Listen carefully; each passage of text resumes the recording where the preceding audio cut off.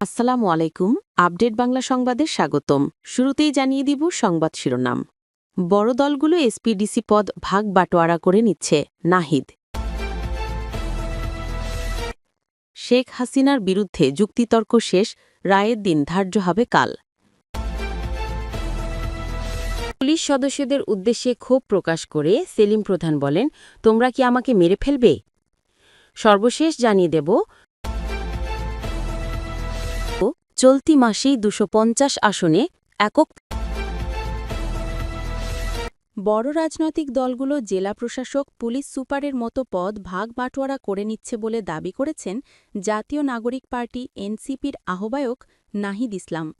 আজ বুধবার বিকালে রাষ্ট্রীয় অতিথি ভবন যমুনায় প্রধান উপদেষ্টা অধ্যাপক ড মোহাম্মদ ইউনুসের সঙ্গে বৈঠক শেষে তিনি এ দাবি করেন। নাহিদ বলেন, আমরা জেনেছি বিভিন্ন দল প্রশাসনে ভাগ বাটোয়ারা করে নিচ্ছে। বড় দলগুলো এসপি ডিসি পদ ভাগ বাটোয়ারা করছে। এভাবে চলতে থাকলে সরকারের নিরপেক্ষতা ক্ষুণ্ণ হবে।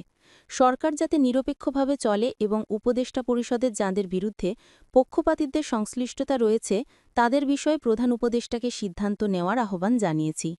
সুষ্ঠু নির্বাচনের জন্য নিরপেক্ষ কমিশনের দরকার উল্লেখ করে নাহিদ ইসলাম সরকারের প্রতি প্রশ্ন রেখে বলেন, জনপ্রশাসনের যে পদায়ন হচ্ছে তা কিসের ভিত্তিতে হচ্ছে? নিরপেক্ষতা নাকি ২৪শে বৈষম্য বিরোধী ছাত্র আন্দোলন চলাকালে মানবতাবিরোধী অপরাধ সংগঠিত করার দায়ে তৎকালীন প্রধানমন্ত্রী শেখ হাসিনা সহ ৩ জনের বিরুদ্ধে করা মামলায় আসামি পক্ষের যুক্তিতর্ক শেষ হল আজ বুধবার।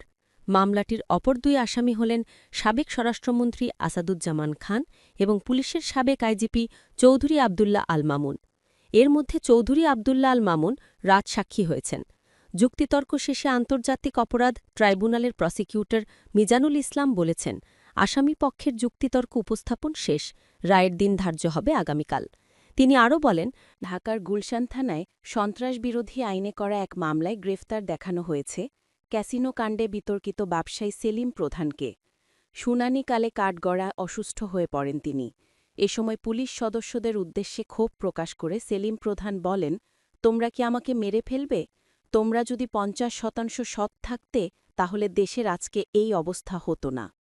বুধবার ২২ অক্টোবর রাজধানীর গুলশান থানায় সন্ত্রাসবিরোধী আইনে দায়ের করা মামলায় ঢাকার গুলশান থানায় সন্ত্রাসবিরোধী আইনে করা এক মামলায় গ্রেফতার দেখানো হয়েছে ক্যাসিনোকাণ্ডে বিতর্কিত ব্যবসায়ী সেলিম প্রধানকে। শুনানিকালে কাঠগড়া অসুস্থ হয়ে পড়েন তিনি। এ সময় পুলিশ সদস্যদের উদ্দেশ্যে ক্ষোভ প্রকাশ করে সেলিম প্রধান বলেন, তোমরা কি আমাকে মেলে ফেলবে? তোমরা যদি ৫০% সৎ থাকতে তাহলে দেশের আজকে এই অবস্থা হতো না। বুধবার ২২ অক্টোবর রাজধানীর গুলশান থানায় সন্ত্রাসবিরোধী আইনে দায়ের করা মামলায় আওয়ামী লীগের সক্রিয় নেতা ও অর্থ যোগানদাতা সন্দেহে সেলিম প্রধানকে গ্রেফতার দেখানোর আবেদন করে পুলিশ। শুনানি নিয়ে ঢাকার ভারপ্রাপ্ত chief metropolitan magistrate Ziadur Rahman আবেদনটি মঞ্জুর করেন। এদিন বেলা ১২টা ৫৫ আদালতের হাজতখানা থেকে পুলিশের কঠোর নিরাপত্তা বেষ্টনীর মধ্যে বুলেটপ্রুফ জ্যাকেট ও মাথায় হেলমেট পরিয়ে সেলিম প্রধানকে এজলাসে হাজির করা হয়।